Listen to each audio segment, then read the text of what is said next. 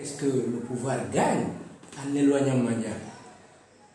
Le cas Mandia prouve à suffisance que la démocratie est en marche dans ce pays. Puisque Mandia est resté pendant des années en train de critiquer le président de la République, en train de monter des faux dossiers sur lui. Tout s'est prouvé. Non, des faux dossiers, même sur ma personne. Il a dit beaucoup de choses. Bolloré, il a été le premier à révéler, par exemple. Mais le cas Bolloré, ça s'est avéré. Maintenant, le cas Bolloré est un cas qui respecte les principes du marché public. Au contraire, c'est celui que Bolloré remplace aujourd'hui, qui est venu dans une position qui n'est pas du tout catholique. Parce que même Dadis, la première fois qu'il a rencontré tout l'ancien gouvernement, la première critique est partie vers le cas du port autonome de Conakry. C'est l'exemple de la bonne gouvernance, Dadis? Dadis est l'exemple de la bonne gouvernance? Non, c'est tout simplement vous dire que tout est bon.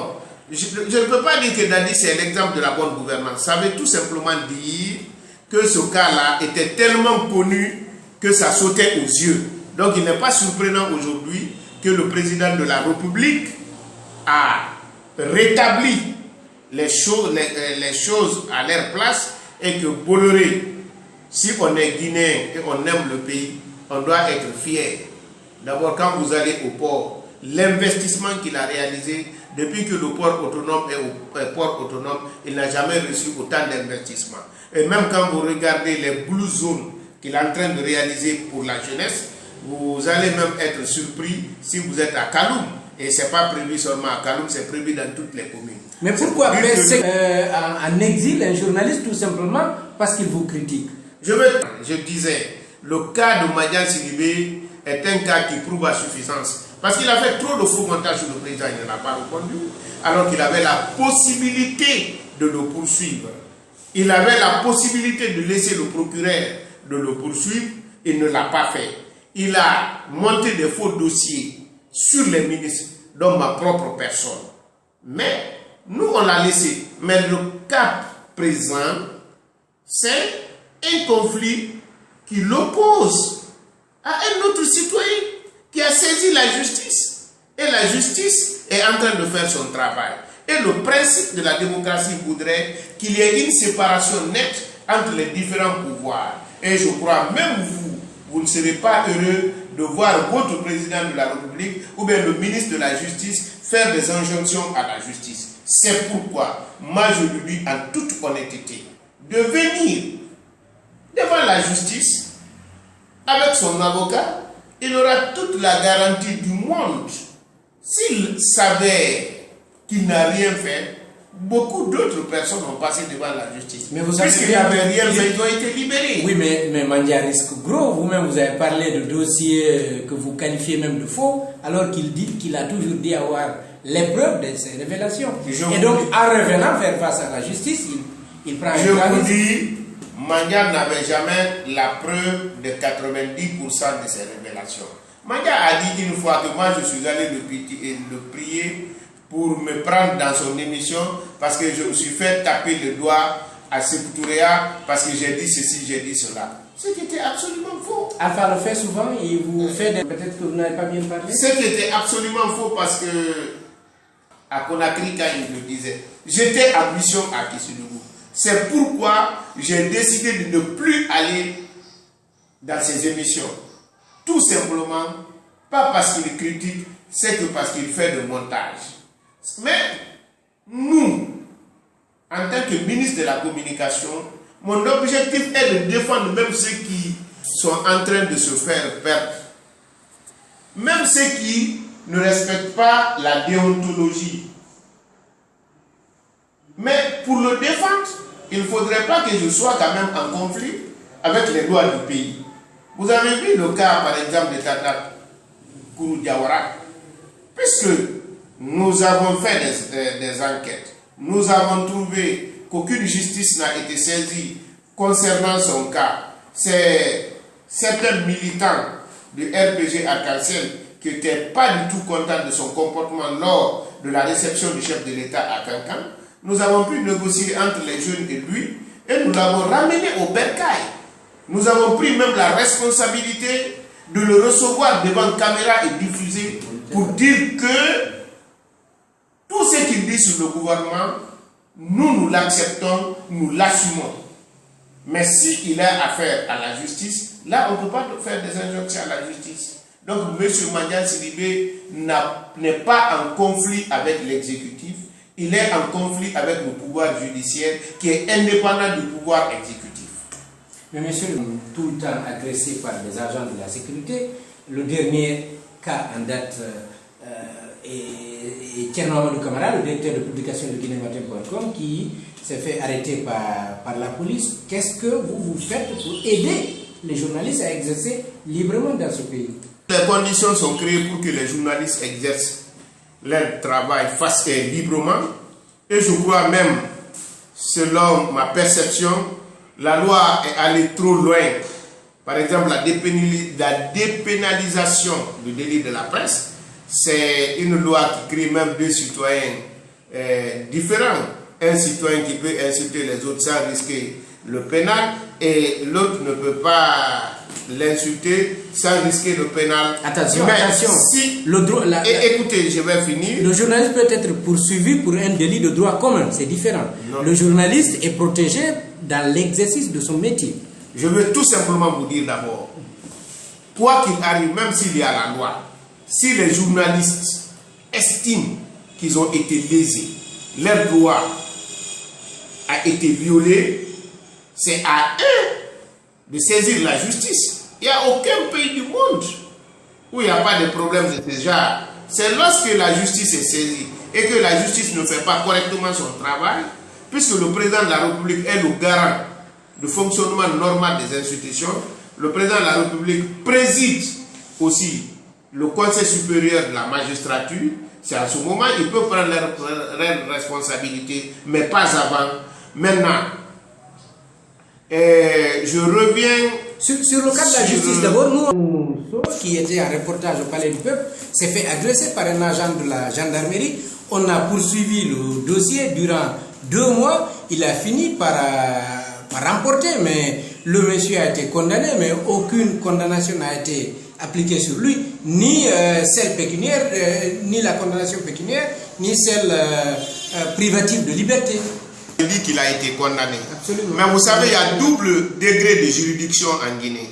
Si la première condamnation, vous n'êtes pas satisfait, vous étiez libre de faire appel. Mais ça n'a pas été appliqué, c'est ça le problème. Ah, donc ça c'est une autre question. Oui. Là, mais il y a tout un mécanisme pour l'application des décisions judiciaires.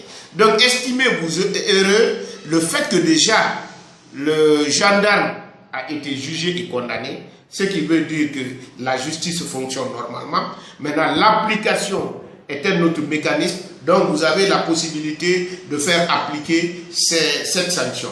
Maintenant, par rapport à la au délit... À l'exercice même du métier. Non, par rapport à... Thierno Amadou en a été victime aujourd'hui, il n'y a pas longtemps, c'était Ibrahima Sori. C'est-à-dire que les journalistes sortent sur le terrain, on est obligé d'aller pour ne pas raconter, comme on le dit, du n'importe quoi, mais sur le terrain, ils se font agresser par des agents. Donc je crois que vous avez dit ce qui a changé, vous avez remarqué qu'il y a quelque chose qui a changé. Si hier, un journaliste n'osait même pas affronter un gendarme, le regarder plusieurs fois pendant qu'il est en train de faire son travail, aujourd'hui, vous pouvez le poursuivre en justice, il peut être jugé et condamné. Mais il s'est jamais présenté au tribunal non. Et ça c'est déjà beaucoup. Oui. Le fait qu'il soit jugé et condamné, ça c'est important. Maintenant, par rapport aux autres cas que vous venez de citer, là aussi, vous avez l'obligation de porter plainte et de suivre, et vous verrez que la justice fera son travail et que les gens seront condamnés et cette décision judiciaire sera appliquée. Mais seulement nous devons savoir que la liberté, la démocratie, ce n'est pas un cadeau, c'est un mérite. Il faudrait que chaque Guinéen se bat pour ça. Il ne faut pas s'arrêter seulement à la dénonciation, mais il faut faire ce que vous devez faire, comme vous l'avez fait le cas du gendarme. Maintenant, par rapport à la liberté de la presse dont on parlait, quand je dis ça crée deux citoyens, pour le crime de droit commun, on est tous d'accord, le journaliste peut être poursuivi. Mais moi, je ne parle pas de ça. Je parle lorsque le journaliste utilise sa plume ou le micro pour diffamer quelqu'un, pour insulter quelqu'un. Par exemple, si on l'envoie devant la justice, avec cette nouvelle loi sur la dépénalisation des délits de presse, il n'encourt pas une peine privative de liberté. Ça ne sera pas pénal. Peut-être on va le condamner à payer des dommages et intérêts au profit de celui qui a été lésé dans cette loi. Et vous êtes contre ça? Alors que si c'est l'inverse, celui qui va diffamer un journaliste ou bien l'injurier, il sera pénalement poursuivi, jugé et condamné et aller en prison conformément à la loi. C'est ce que je trouve pas normal. C'est pourquoi j'ai évoqué la dernière fois l'exception d'inconstitutionnalité de cette loi. Puisque c'est clair, dans notre constitution, il est clair que tous les hommes sont égaux devant la loi. Et puisque cette présente loi organique crée deux personnes qui ne sont pas égales devant la loi, cette loi ne devait pas être appliquée à celui qui soulève l'exception d'inconstitutionnalité.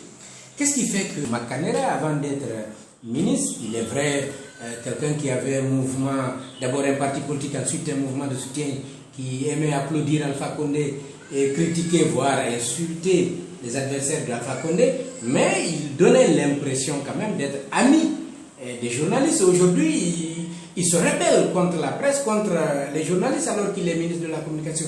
Qu'est-ce qui fait que, au niveau de ce tamis du ministre, l'homme change? Si j'ai changé, c'est vrai que j'ai changé, mais j'ai changé, en tout cas ma perception, favorablement, et pour la presse, et pour les hommes politiques. Vous venez de révéler que vous êtes contre les libertés? Non, je suis pour la liberté. La meilleure façon de garantir la liberté des journalistes, c'est de les cadrer. Parce que les journalistes ne sont pas les plus nombreux de la société. Et lorsque on donne une trop grande liberté aux journalistes d'attaquer tout le monde, si le monde entier se rebelle, se révolte contre les journalistes, ça veut dire que c'est la disparition du métier. C'est pourquoi la meilleure façon d'aider les journalistes, c'est de les aider à s'inscrire, à respecter l'éthique et la déontologie, respecter l'honneur et la dignité des citoyens de la population. Donc c'est par amour que je suis opposé à cette loi qui donne la possibilité aux journalistes guinéens, parce que même ailleurs, quand on dit vous devez payer quelque chose, si vous insultez quelqu'un, si vous payez une fois, vous ne pouvez plus repayer parce que ça va engloutir toute votre fortune. Alors que ce que j'ai vu ici, on parle de 2 millions ou 22 millions 500. Le journaliste à combien en Guinée? Ce qui veut tout simplement dire, celui qui a 20 millions, il peut passer toute sa vie à insulter les gens et il n'encourt rien parce que son argent là est toujours pour le sauver. Là, ce n'est pas une bonne chose. Par contre, depuis que je suis là, je suis en train de me battre pour le développement de la presse. Effectivement, le département devait vous accompagner sur le plan financier. Mais vous avez remarqué que nous sommes venus dans un contexte difficile et rendu encore plus délicat par la présence de cette maladie hémorragique à virus Ebola, ce qui a complètement ruiné les caisses de l'État. Mais qu'à cela ne tienne, je suis allé rencontrer plusieurs fois les journalistes pour leur dire de me faire des propositions pour leur permettre d'avoir un environnement favorable du travail et peut-être même de créer des situations qui leur permettraient d'avoir accès à des publicités des différentes sociétés qui évoluent sur le plan national. Mais malheureusement, nous n'avons pas eu suffisamment de motivation. On n'a pas vu suffisamment de motivation de la part de la presse. Ce qui fait qu'aujourd'hui, notre volonté est restée un vœu pieux. Sinon, on aurait souhaité qu'au moment où nous allons passer le flambeau à un autre du département, qu'on puisse dire que les conditions de travail des journalistes et des techniciens se sont fortement améliorées à notre temps. Mais c'est vous qui